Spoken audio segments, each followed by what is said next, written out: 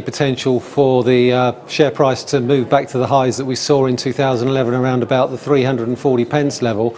But, you know, is a lot of this already priced in? I think a lot of this was sort of front run by the markets, and while we may be seeing a bit of a positive uplift in sentiment, I think my key concern is where's the key profits growth going to come going forward? And Mr. Jenkins was at pains to really sort of gloss over that fact.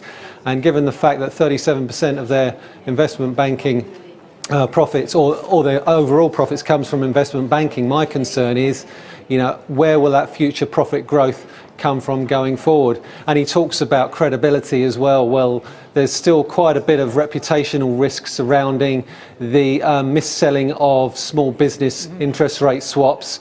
And I think if they really want to draw a line under that, they really need to nip that in the bud. Okay, you talk about 340 going an upside. What about the downside? Are we, you know, is 300 is obviously a big, nice, round number.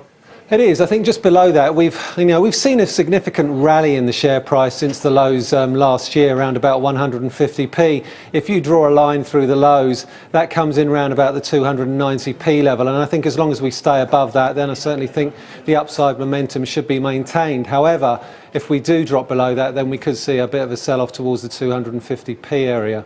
Okay, let's get on to a subject I know much closer to your heart, Michael, and that's foreign exchange. Today we had a G7 statement on FX. The usual stuff, but it does seem to give a green light to Japan to continue to pursue its essentially weaker yen policies.